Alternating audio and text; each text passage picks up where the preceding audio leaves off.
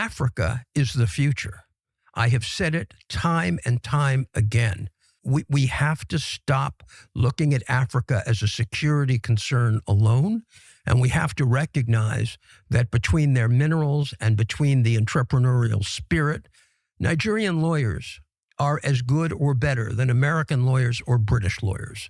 I mean, there is an incredible infrastructure of intelligence in Nigeria that we don't know anything about. We all know that America is failing to acknowledge its true predatory and bloody relationship with Africa. And I'm not talking about historically, I'm talking about today. In my opinion, the perceived relationship that the West has with Africa is a lot of smoke and mirrors. And that is done by design. But in my opinion, there's also a dark truth from the African perspective. You see, Africa also misrepresents its relationship with the West. And in this video, we're going to break down why both sides are completely disingenuous about how they relate to each other. This is a truth that can be highlighted in Sun Tzu's book, The Art of War. Sun Tzu teaches that if you know yourself and know the enemy, you will not be defeated. But if you know the enemy, but do not know yourself, your chances of success are extremely reduced. If you know neither yourself nor your enemy, you are certain to fail. So if you're out there and you want to understand how Africa can improve by recognizing the reality in which it truly lives in, then this video is for you. If you don't know me, my name is TJ. I'm Nigerian and British mixed. And on this channel, we talk about African geopolitics. So this week, Bob Amsterdam had a conversation with Tucker Carlson. I've never come across Bob before, but I think conversations like this matter because we're moving away from the old network television model into the new era of independent online media.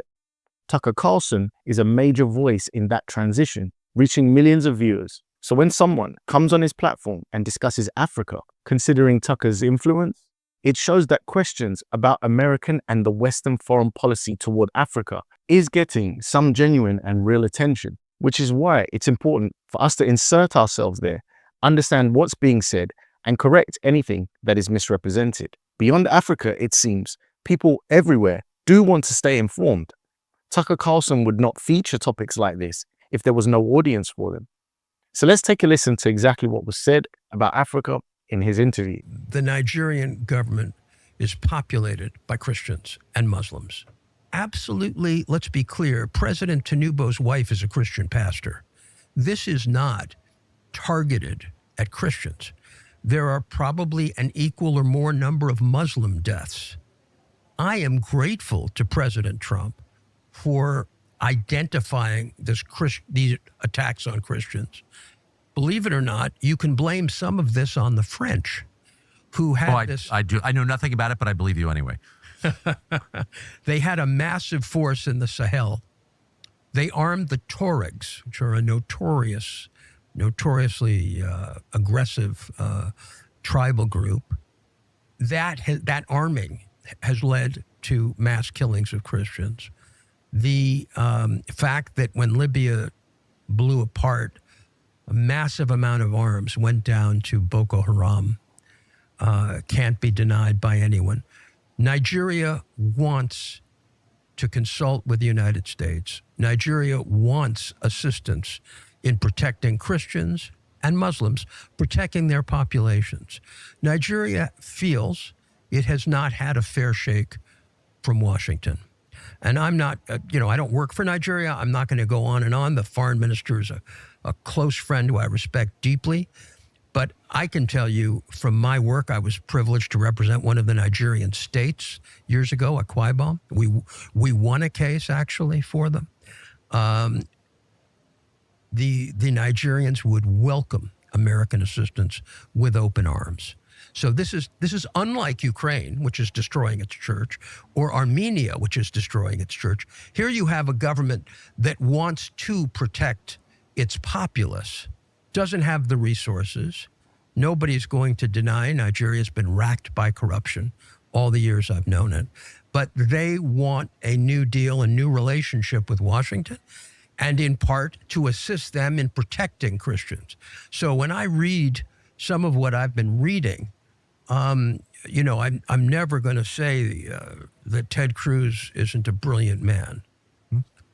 But I'm going to say I might have a little more time in Nigeria than he does. And I would welcome him to speak to the foreign minister or others. Because one thing America doesn't need are more enemies. Africa is the future. I have said it time and time again. I'm privileged to be counsel to the Democratic Republic of the Congo. My firm has spent many years. We're still trying to defend the opposition leader of Tanzania, Tundu Lissu, who's been illegally jailed. 1,000 are dead protesting completely bogus, fraudulent elections. And to the credit of the United States, at least in the Senate, they've spoken out. Foreign Relations Committee has spoken out. We need our administration, and we certainly need the EU to stop funding this grotesque government in Tanzania.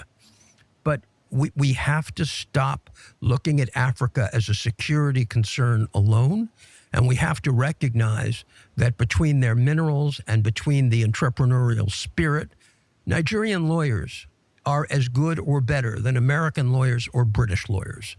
I mean, there is an incredible infrastructure of intelligence in Nigeria that we don't know anything about.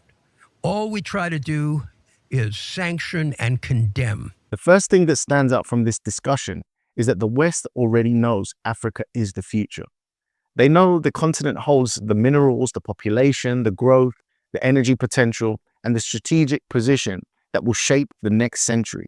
The problem is not that ignorance. The problem is that acknowledging publicly that Africa is the future with its foreign policy would force them to give up the predatory advantages they have built through decades of interference, extraction, and destabilisation. This is why narratives about African instability continue to dominate Western conversations. In the interview, Bob points out that some of the violence in Nigeria can be tracked back to decisions made by France in the Sahel. This point is important, but it only scratches the surface, and it removes America from any blame, failing to acknowledge the fact that a number of countries meddle in that region, including the United States. The reality is that the entire Western Bloc benefits from destabilization in Africa. France is a major player, but Germany, the United Kingdom, United States, and many others, including those from the Middle East, are active participants in the same system of interference and extraction. They work with each other, they help each other, and it makes the whole game complicated and confusing. On top of that, they run propaganda operations, specifically crafted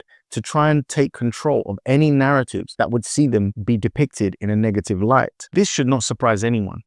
And Bob rightly points out that the destabilization of the Sahel region came from the collapse of Libya. We must be clear that the collapse was not an accident. It was engineered by design. And the flow of weapons, the training networks, and the armed groups that emerged afterwards have continued to receive support in various forms. The chaos did not simply just erupt out of nothing. It's been manipulated, funded, and fueled for years. Many of you have dropped comments asking how you can support this channel, even offering to donate or help financially.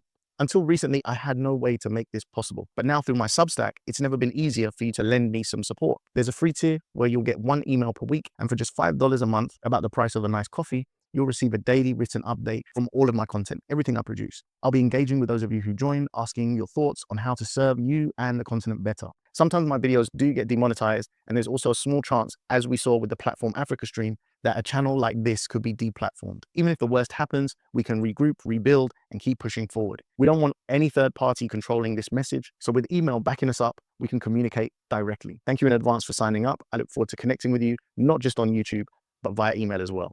This is why the crisis in northern Nigeria is, in fact, the same crisis happening in Niger, Chad, Mali, Burkina Faso. For example, in Mali today, the country is under siege. They can't get any fuel into the country.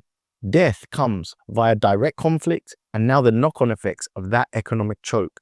The Nigerian Christian narrative totally overshadows it, but it's the same singular conflict. The same Western governments that speak publicly about aid and humanitarian support are the very actors who created and sustained the instability. They look at starving children on TV and they talk about sending help while avoiding the fact their actions produced the conditions of famine in the first place. They point fingers at Africans while avoiding responsibility for the chaos they helped create. And this is why we must be very honest in Africa about what is going on. We cannot pretend that the West is confused or unaware. They understand exactly what they are doing. Make no mistake. Right now, it's popular to talk about this narrative of protecting Christians. And yes, we need to help those people. But it's not Christians alone. Tucker Carlson thinks he's having a discussion about Christians in Africa.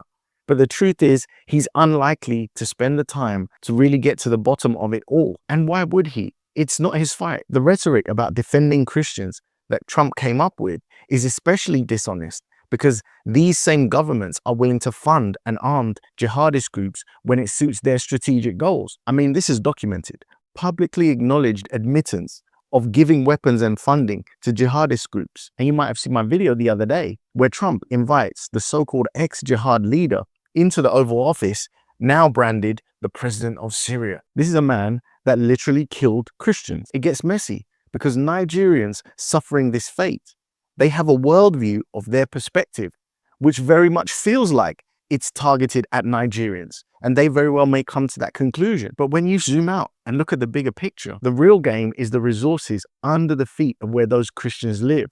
And if they happen to be Muslims in another town, the same issue happens there. The West creates both sides of the conflict. They fuel extremist actors on the back end and publicly condemn violence on the front end to justify deeper involvement. It becomes a full circle tactic, a complete narrative, and a military squeeze that allows them to step into a country of their choice and gain access to minerals. Bob Amsterdam also hints at this when he describes the sudden Western interest in Christian persecution in Nigeria. And someone like Bob Amsterdam can only bring the story on so far. The tragic truth is that right now we can watch atrocities unfold in real time in Sudan, in DRC, in the Sahel, and nothing much changes. Most people saw the genocide in Rwanda through limited technology and a movie that happened years after the fact.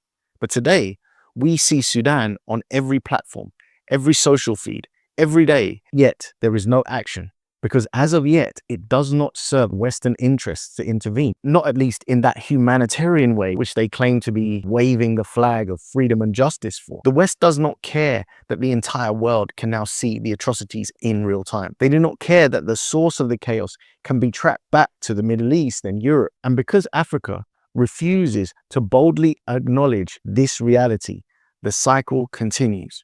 I'm talking about the African elites, the politicians, and those in charge. We must stop listening to what the West says and start paying attention to what the West actually does.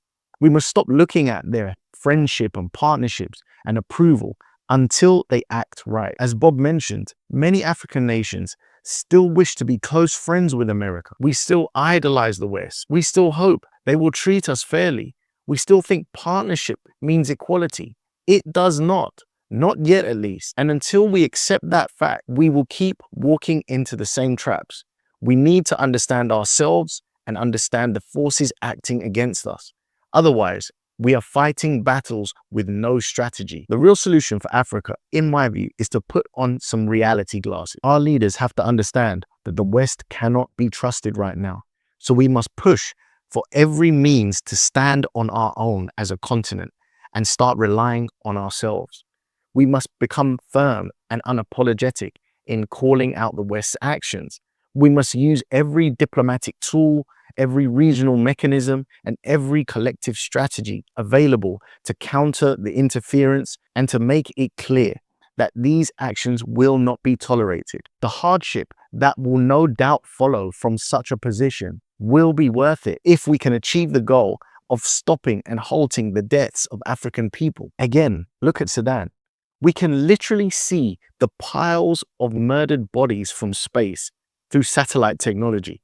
That alone should justify a harder path now instead of allowing the cycles of death to continue. This type of stance I'm talking about would cause economic turmoil, but that economic turmoil is a price worth paying if it brings an end to these crises. And beyond that, the long-term reward is far greater. Once we push through the most difficult period of defiance, the continent will be able to unlock blue ocean opportunities and a level of prosperity that has always been held back by foreign interference. The continent must prioritize continental unity, build regional alliances, and invest in self-determination. If Africa wants to shape its future, it must stop waiting for the West to acknowledge its value. The West acknowledges value a long time ago. That's why it's there, taking what it wants out of the continent for as little as it possibly can. It's time for Africa to start acknowledging its own value first. Of course, the elephant in the room is that we still have puppets and corrupt leaders who continue to serve their own interests, not the interests of the people. That topic alone deserves its own entire video. But for those of us who are not in government or big responsibility roles, we must show clear support of the leaders who act with integrity and who put the continent first.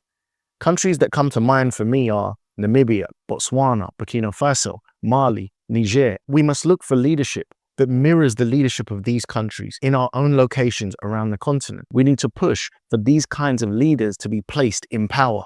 We must encourage this mindset across the continent and make it the standard we expect and demand. For now, the story continues, but I hope more people will be drawn to the struggle because of conversations like the one we're having and analyzing today. I would love to know what you guys think about this. Please leave your thoughts in the comments. But if you have nothing to say, would it be too much if I asked you to write the words, "Africa, wake up"? It just lets me know that you watched the video to the end, you like what I'm doing, you believe in the message, and you want me to continue. Thank you so much for watching today, and I'll catch you in the next one. Peace.